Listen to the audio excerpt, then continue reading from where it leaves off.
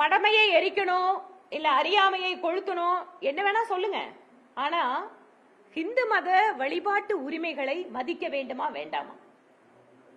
நாங்க கேட்கிற கேள்விகள் அதுதான். திருப்பரங்குன்றத்தில் இருப்பது முருகனுடைய மலையா சிக்கந்தர் மலையா?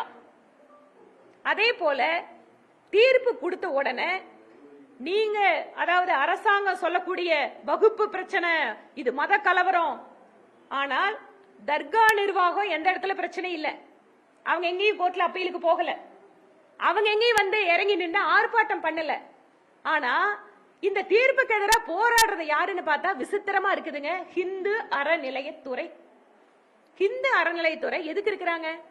பக்தர்களோட உரிமைகளை காப்பாத்துறதுக்கு, கோயில்களை காப்பாத்துறதுக்கு, ஹிந்து மத வழிபாட்டு உரிமைகளை பாதுகாப்பதற்கு இருக்கக்கூடிய ஹிந்து அறநிலையத்துறை திமுகவோட இந்த திராவிட மாடல் அரசோட அவங்களோட கொள்கை முடிவுகளை செயல்படுத்தக்கூடிய துறையாக மாறிக்கொண்டிருக்கிறது.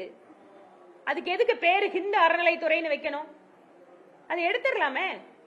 ஹிந்து கோயில்களை பாதுகாக்கிறதுக்கு தாங்க கோடிக்கணக்கான ரூபாயை பக்தர்கள் கையில வாங்கி வாங்கி நீ கும்பாபிஷேகம் பண்றோம். அதை நீட்டா கணக்கெடுத்து அறநிலைத்துறை அமைச்சர் சொல்றாரு, எங்கள் ஆட்சியில இத்தனை கோயில் கும்பாபிஷேகம் பண்ணோன்னு. கோயில் கும்பாபிஷேகம் பண்றதுக்கு எத்தனை பணம் கவர்மெண்ட் கொடுத்தது, எத்தனை பணம் பக்தர்கள் கொடுக்கறாங்க அப்படிங்கறத வெள்ளை அறிக்கையா அறநிலைத்துறை அமைச்சர் கொடுக்கணும். இன்னும் ஒரு சில கோயில்ல கொடுமை என்ன தெரியுங்களா? கோயில்ல கும்பாபிஷேகம் பண்ணணும்னு கோயிலுடைய பக்தர்கள்லாம் ஒண்ணு சேர்ந்து போய் கேட்டா அறநிலைத்துறையோட அதிகாரிகள் காசு கொடுங்க அப்பதான் நாங்க கும்பாபிஷேகம் டேட் கொடுப்பேன்னு சொல்லக்கூடிய கேவலமான நிலைமை தமிழ்நாட்டுல இருக்கு.